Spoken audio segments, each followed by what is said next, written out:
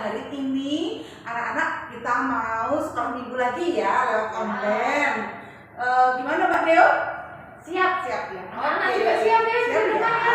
Oke, yuk. Kita akan masuki pujian. Yang pertama adalah memasuki gerbangnya. Siap ya anak-anak?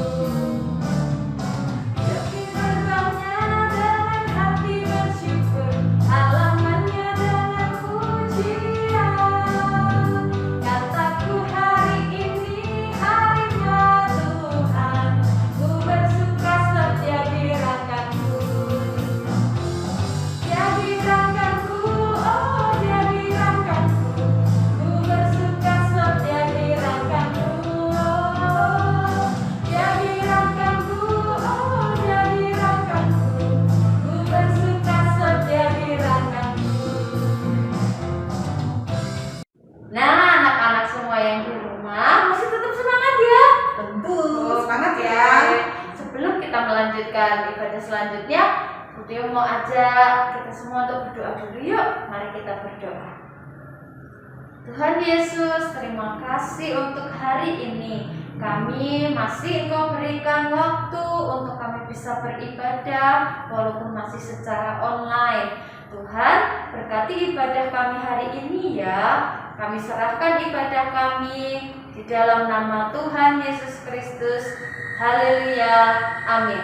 Amin. Ya, anak-anak, kita hari ini semua bergembira ya anak-anak ya.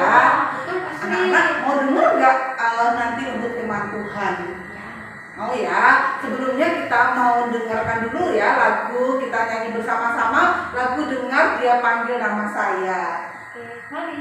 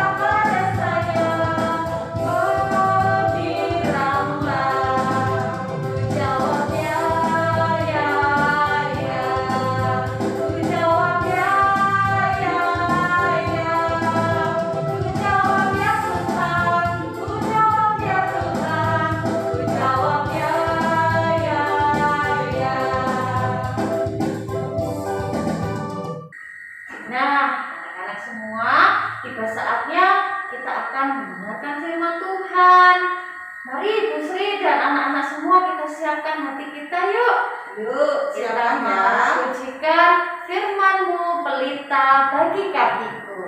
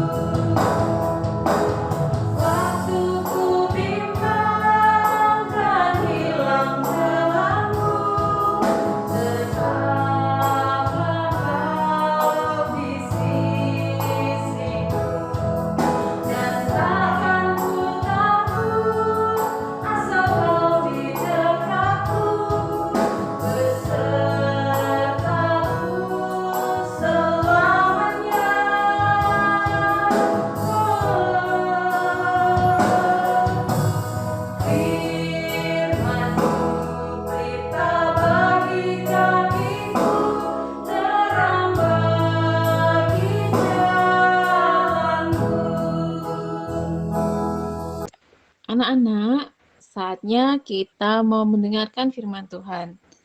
Sebelumnya kita berdoa dulu ya. Lipat tangan, tutup mata, kita berdoa.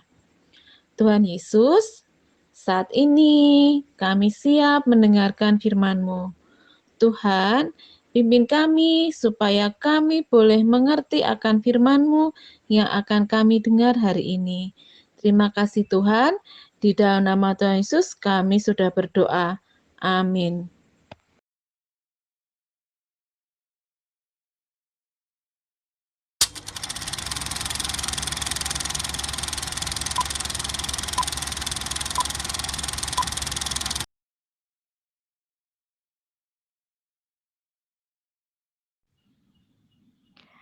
Ada sebuah negara di mana negara tersebut sama sekali belum terjamah oleh Injil dan masih berada di bawah pemerintahan yang otoriter yang dipimpin oleh Ratu Victoria bersama menteri-menteri serta pengawal-pengawalnya.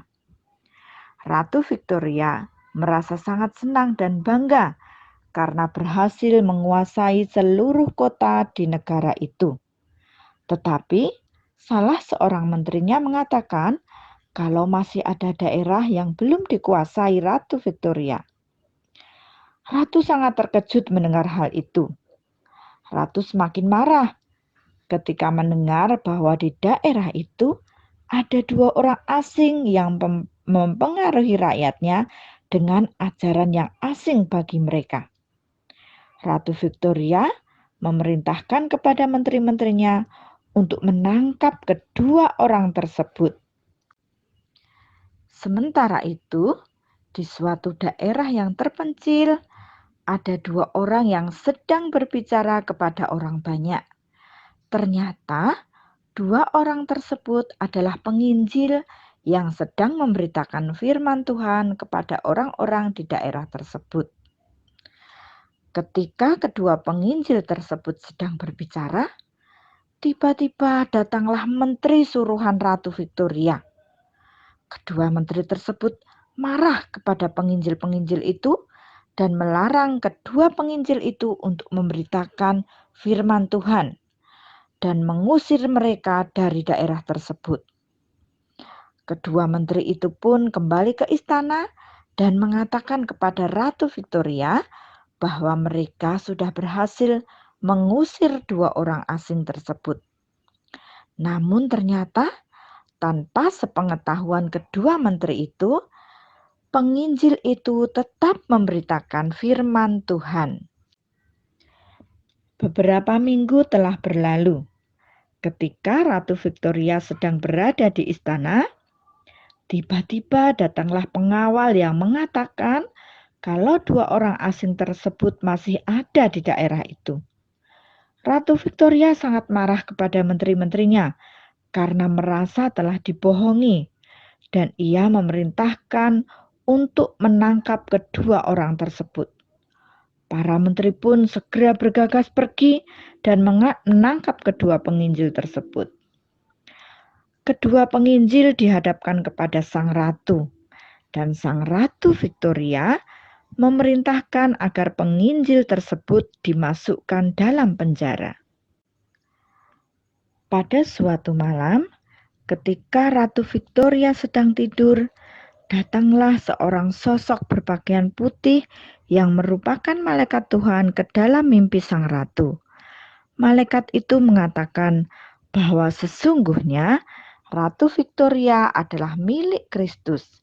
Ia telah dipilih oleh Tuhan untuk menjadi pemimpin atas negeri ini. Tetapi ia telah menyalahgunakan hal tersebut. Dan seluruh kekayaan dan kejayaan yang dimiliki sang ratu hanya bersifat sesaat.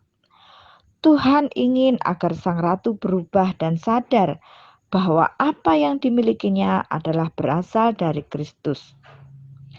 Ratu Victoria terdiam sejenak, lalu bertanya kepada malaikat tersebut apa yang harus ia lakukan. Malaikat itu menyuruh Ratu Victoria untuk belajar dari kedua penginjil yang di penjara itu. Tiba-tiba sosok itu hilang Dan sadarlah sang ratu dari mimpinya. Kemudian Ratu Victoria memanggil kedua menteri serta pengawalnya. Dia meminta agar penginjil yang ada di penjara itu dikeluarkan dan diminta untuk menghadap Ratu Victoria.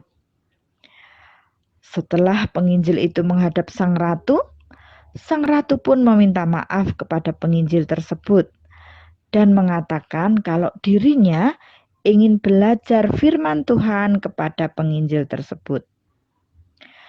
Kedua penginjil itu pun merasa sangat senang karena Tuhan sudah menunjukkan jalan yang benar kepada mereka. Akhirnya, Ratu Victoria dan semua seisi istana bertobat dan kembali ke jalan Tuhan, yaitu di dalam Kristus. Ratu Victoria pun menjalankan pemerintahannya dengan adil dan bijaksana sesuai dengan kebenaran Kristus. Itulah pertobatan yang sejati. Halo adik-adik, gimana? Tadi udah nonton dramanya ya? Nah, tentang siapa? Ratu Victoria. Ratu Victoria, ratu yang jahat, semena-mena, kejam, sombong. Pokoknya ratu ndak baik ya adik-adik ya. Nah, kita mau belajar sesuatu dari drama yang barusan kita tonton. Apa coba? Nah, Ratu Victoria setelah didatangi oleh dua penginjil yang memberitakan Tuhan Yesus kepada Ratu Victoria, maka Ratu Victoria mau bertobat. Apa itu bertobat? Bertobat artinya berbalik ke jalan yang benar. Jadi bertobat itu berputar 180 derajat membelakangi apa yang tadinya ada di depan kita. Nah, Ratu Victoria setelah mengenal Tuhan Yesus, hidupnya berubah. Ratu Victoria menjadi ratu yang baik. Nah, kita mau belajar seperti Ratu Victoria ya adik-adik. Kita semua kan sudah mengenal Tuhan Yesus. Bahkan Tuhan Yesus sudah mau mati untuk menyelamatkan kita semua. Kita ini adalah anak-anak Tuhan. Nah, anak-anak Tuhan adalah anak-anak yang mau bertobat. Anak-anak yang harus bertobat. Kita harus berbalik ke arah Tuhan, ke arah hidup yang benar. Kalau adik-adik masih suka nakal, sombong, sukanya ngomong kasar, sukanya mengganggu, membuli teman, suka bohong, masih suka mencontek, tangannya masih suka ngambil barang punya orang lain, malas berdoa, malas baca Alkitab, malas belajar, malas membantu orang tua, dan banyak lagi perbuatan yang tidak baik lainnya. Ayo, kita sudah mengenal Tuhan Yesus, kita ini anak-anaknya Tuhan Yesus. Ayo, kita semua mau bertobat, berbalik, hidup yang tidak baik, perbuatan perkataan yang tidak baik kita tinggalkan. Dan kita bertobat untuk menjalani hidup yang baik. Kita berbuat yang baik, kita melakukan yang baik, mengatakan apa yang baik yang Tuhan ajarkan kepada kita. Mulut kita yang mengatakan yang baik, jangan mengatakan yang bohong, jangan berkata kasar, jangan suka membuli orang. Tangan dan kaki kita juga melakukan, mengerjakan perbuatan yang baik. Otak kita pakai untuk memikirkan yang baik, jangan memikirkan yang jelek, gimana caranya membuli teman, gimana caranya membalas dendam, dan lain sebagainya. Nah, adik-adik, kalau kita sudah bertobat, sudah berbalik, sudah meninggalkan yang tidak benar, maka ya jangan balik lagi untuk melakukan yang tidak benar tadi. Kita harus fokus kepada Tuhan, bertobat setiap hari untuk melakukan apa yang Tuhan ajarkan kepada kita. Dan yang Tuhan ajarkan kepada kita pasti semua adalah hal-hal yang baik. Kita mau menjadi anak Tuhan yang hidup benar, yang hidup baik, menuruti apa yang Tuhan firmankan kepada kita. Oke adik-adik, selamat menjadi anak-anak yang bertobat setiap hari. Selamat menjadi anak-anak Tuhan yang baik. Yuk kita sama-sama bertobat dan berbalik kepada Tuhan. Tuhan Yesus memberkati kita semua. Mari kita berdoa. Tuhan Yesus, kami mau menjadi anak-anak Tuhan yang selalu bertobat dalam hidup kami. Kalau kami masih sering melakukan perbuatan yang tidak berkenan di hadapan Tuhan, kami mohon ampun Tuhan. Dan kami mau belajar mulai hari ini, kami mau hidup senantiasa bertobat. Kalau kami sudah melakukan apa yang jahat, maka kami akan berbalik kembali kepada Tuhan untuk melakukan apa yang baik yang Tuhan kehendaki, yang sesuai dengan firman Tuhan. Tolong kami Tuhan untuk menjadi anak-anak Tuhan yang baik setiap hari, setiap saat hidup kami memuliakan Tuhan. Terima kasih ya Tuhan. Dalam nama Tuhan Yesus kami berdoa dan bersyukur. Terima kasih untuk firman-Mu hari ini. Amin. Anak-anak tadi udah mendengarkan firman Tuhan ya. Anak-anak tadi sungguh-sungguh ya mendengarkan firman Tuhan-nya. Ya, anak-anak, mari kita respon tadi untuk firman Tuhan dengan lagu Mengampuni.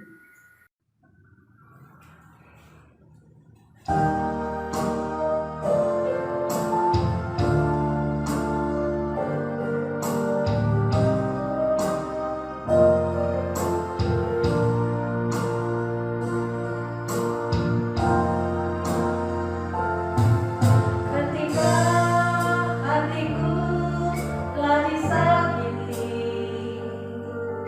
ajarku memberi hati mengampuni. Ketika hidupku telah dihakimi, ajarku memberi hati mengasihi. Ampuni bila kami tak mampu mengampuni yang bersalah kepada kami. Seperti hati Bapa mengampuni, mengasihi, tiada pamrih.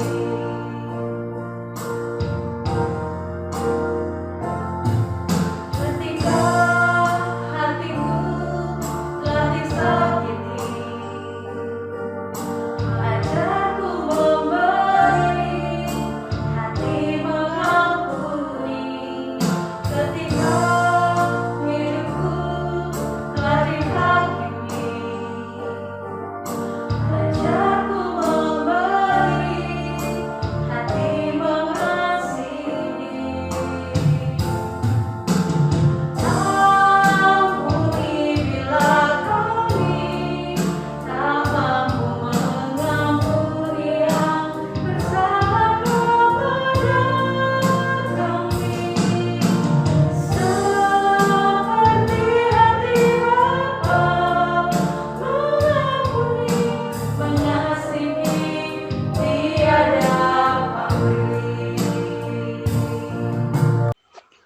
Saatnya aktivitas.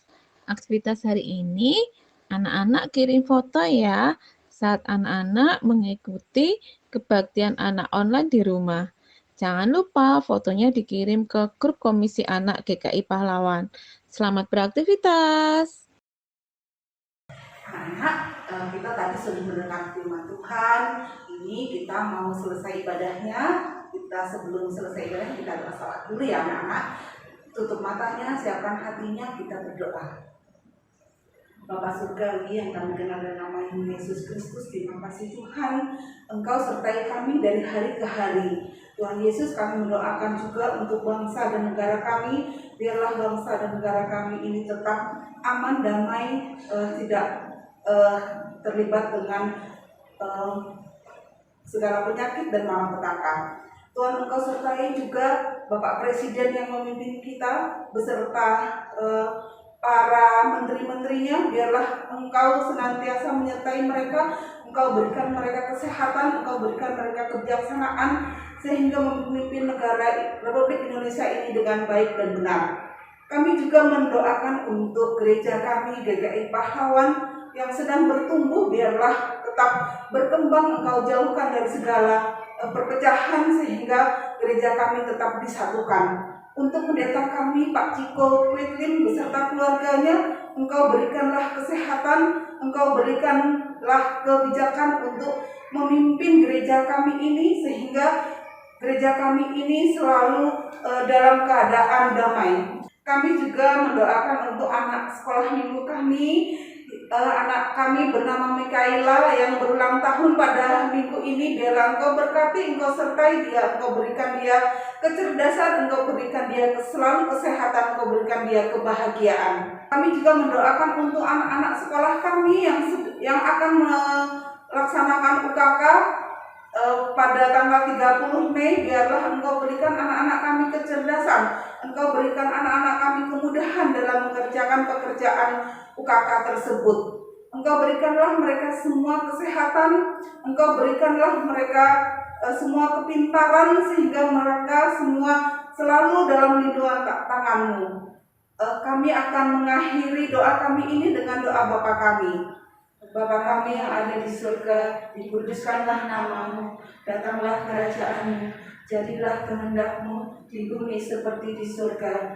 Berikanlah kami pada hari ini makanan kami yang secukupnya, dan janganlah kami akan kesalahan kami, seperti kami juga mengampuni orang yang bersalah kepada kami. Dan janganlah membawa kami ke dalam pencobaan, tetapi lepaskanlah kami dari yang jahat. Karena Engkau-lah yang mempunyai kerajaan dan kuasa dan kemuliaan sampai selama-lamanya. Amin. Terima kasih.